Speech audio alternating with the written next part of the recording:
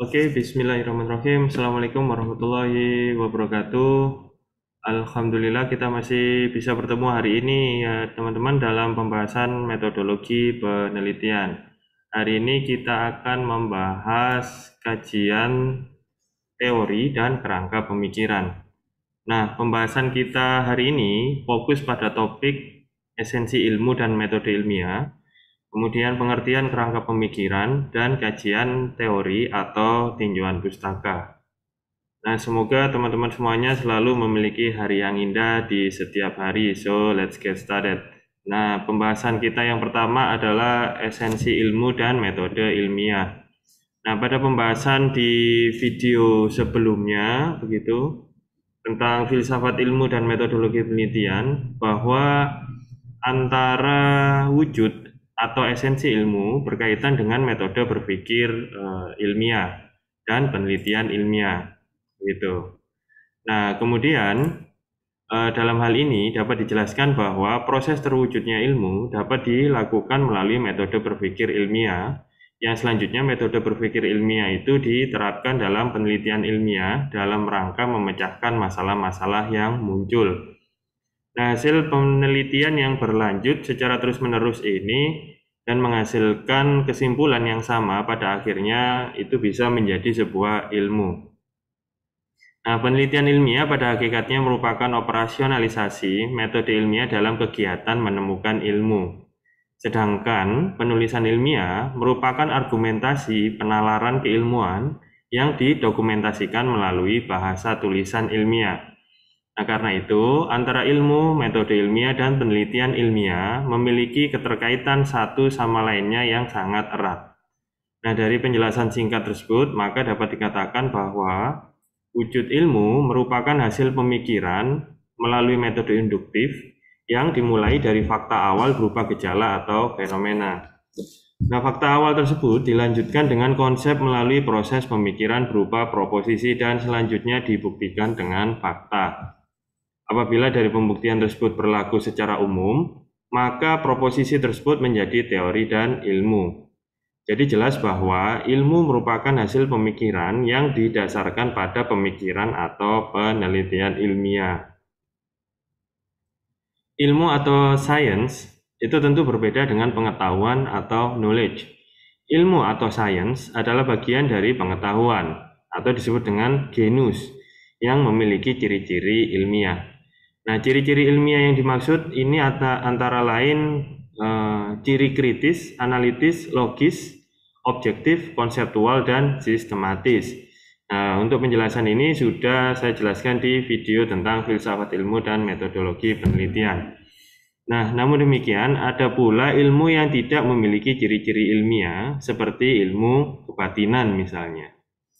Nah, lalu dalam upaya menemukan ilmu yang memiliki ciri-ciri ilmiah, maka upaya yang harus ditempuh juga harus mengikuti kaidah ilmiah. Selanjutnya, agar upaya menemukan ilmu sesuai dengan kaidah ilmiah, maka langkah yang harus ditempuh juga harus menggunakan ilmu atau teori. Dengan kata lain, dimulai dari teori dan penjelasan yang logis, serta berdasarkan hasil-hasil riset sebelumnya yang relevan, kemudian diprediksi atau dibuat konsep atas gejala-gejala atau fenomena yang terjadi pada sebuah masalah. Hasil prediksi tersebut selanjutnya bisa dibuktikan secara empiris dan bila terbukti, hasil prediksi atau hipotesis dapat menjadi teori atau ilmu baru. Nah, penjelasan ini juga bisa dilihat di dalam penjelasan saya tentang struktur keterkaitan ilmu, metode ilmiah, dan penelitian ilmiah di link yang ada di dalam pembahasan ini. Nah, selanjutnya kita bisa membahas lagi tentang pengertian kerangka ilmiah. Nah, suatu penelitian itu tentu selalu dimulai dari masalah atau pertanyaan tentang fenomena-fenomena atau gejala-gejala tertentu. Dengan munculnya pertanyaan yang didasarkan pada fenomena-fenomena atau gejala tertentu, maka bisa memunculkan hasrat peneliti untuk mengetahui mengapa fenomena-fenomena atau gejala-gejala tersebut terjadi. Hasrat ingin tahu itulah yang mendorong orang atau peneliti berpikir dan mencoba mengaitkan segala sesuatu yang berhubungan dengan masalah yang timbul. Proses berpikir itu baik yang dituangkan dalam penulisan ataupun yang tidak dituangkan dalam tulisan, berusaha untuk menjawab permasalahan yang diangkat di dalam sebuah penelitian.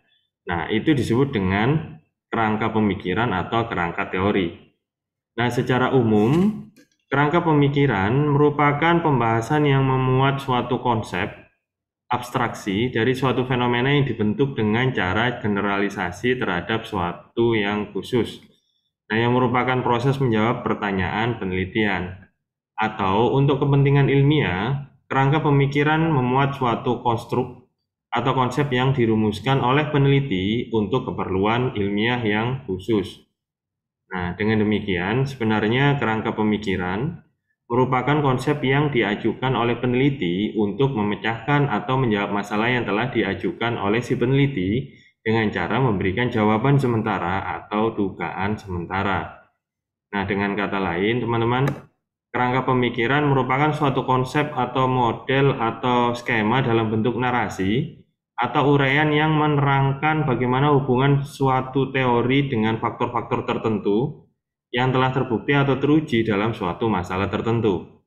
Nah, dengan adanya kerangka pemikiran, tentu akan bisa membantu peneliti memecahkan atau mencari solusi dari fenomena-fenomena masalah yang akan atau sedang diteliti.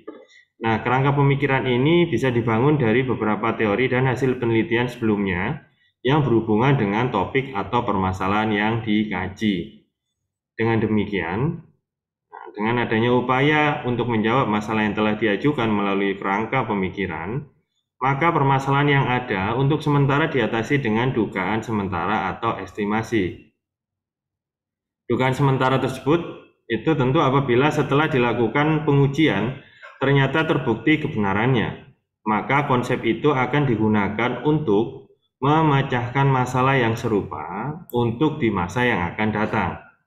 Nah, kerangka pemikiran memuat suatu konsep yang mencoba membahas melalui teori untuk menjawab permasalahan penelitian. Oleh karena itu, maka uraiannya lebih fokus pada upaya untuk menjelaskan hubungan antara variabel yang terkait dengan masalah penelitian yang diturunkan dari teori, pustaka yang dikutip, serta hasil penelitian sebelumnya yang relevan. Karena itu, bertitik tolak dari kerangka pemikiran, maka bisa diturunkan suatu hipotesis. Nah, pada umumnya, kerangka pemikiran ini dimuat atau dituangkan dalam bab pendahuluan, teman-teman, yaitu setelah subbab tujuan dan manfaat penelitian. Tapi biasanya lebih baik kerangka pemikiran ini diletakkan setelah hipotesis penelitian dibuat. Nah, hipotesis penelitian dibuat itu setelah kita menjelaskan teori yang relevan terhadap penelitian kita dan penelitian terdahulu yang sudah dilakukan oleh peneliti yang lain di dalam tinjauan pustaka.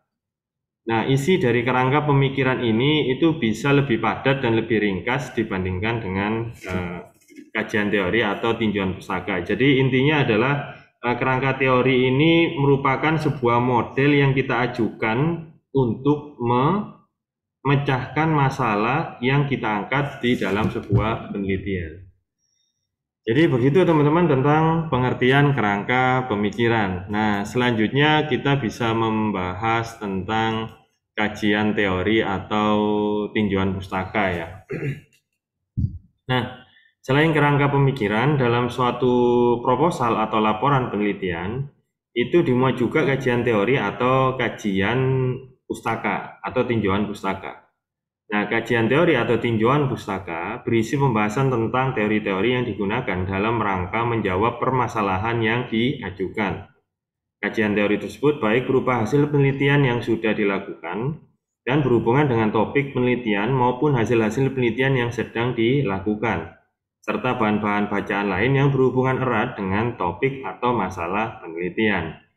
Nah, kajian teori atau tinjauan pustaka itu menyajikan pertanggungjawaban ilmiah tentang pustaka apa saja yang sudah berhasil ditelaah atau dikaji oleh peneliti atau penulis sehubungan dengan keinginan atau dugaan atau solusi yang diajukan dan upaya yang akan dilakukan dalam menjawab masalah. Nah, kajian teori atau tinjauan pustaka ini bisa mencakup yang pertama adalah tentang pendapat, informasi, tesis-tesis, pemikiran, pernyataan kebenaran, dan sebagainya sebagai acuan tempat bertumpu atau pijakan peneliti dalam rangka mengajukan kerangka berpikir, asumsi, ataupun hipotesis. Nah, yang kedua adalah sumber tinjauan pustaka atau tinjauan teori. Itu bisa berasal dari pustaka teori dan pustaka hasil penemuan atau penelitian. Yang bisa berupa jurnal disertasi, tesis, ataupun laporan penelitian. Nah, dalam penyusunan tinjauan pustaka, itu diambil teori yang relevan dengan teori yang akan dikembangkan melalui penelitian. Nah, itu adalah yang kedua. Kemudian yang ketiga adalah intisari dari hasil kajian yang dijalin gitu ya, atau dikemukakan. Itu merupakan kerangka teori yang pekat sebagai landasan peneliti bagi kegiatan penelitian yang dilakukannya. Kemudian yang keempat adalah untuk menjelaskan kepada orang lain bahwa peneliti telah menghargai hasil penelitian sebelumnya dan memanfaatkannya sebagai landasan teori dalam mencari solusi atas permasalahan yang diangkat di dalam sebuah penelitian. Nah, dalam kajian teori maupun kajian pustaka, selain memuat teori-teori atau temuan-temuan hasil penelitian, itu juga memuat data, laporan, dan hasil penelitian terdahulu. Pembahasan dalam kajian teori atau kajian pustaka sebaiknya dimulai dengan teori-teori yang sangat mendukung secara umum, baru mengarah kepada yang bersifat khusus, seperti berpikir deduktif. Nah, sumber-sumber yang digunakan dalam kerangka pemikiran maupun dalam kajian pustaka menjadi acuan dalam menyusun daftar pustaka. Perlu diingat bahwa ada penelitian yang memisahkan antara kerangka pemikiran dan kajian pustaka. Kerangka pemikiran ini merupakan kajian secara singkat yang ditujukan untuk menjawab masalah, sedangkan kajian pustaka merupakan pembahasan secara umum dengan tujuan menyajikan teori-teori yang mendukung kerangka pemikiran.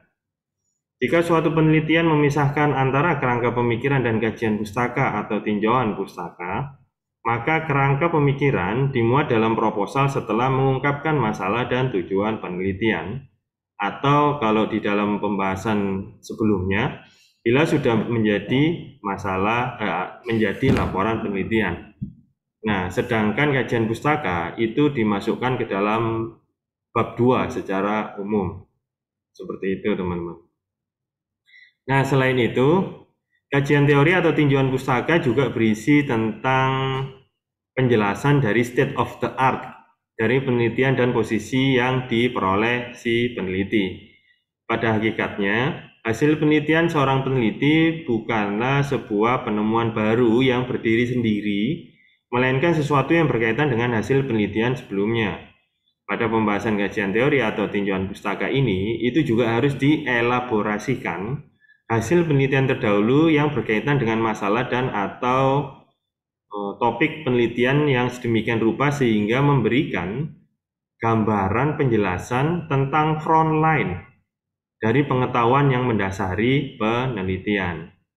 Nah, oleh karena itu, kontribusi peneliti pada khasana ilmu pengetahuan di bidang yang diteliti itu bisa terlihat dengan jelas.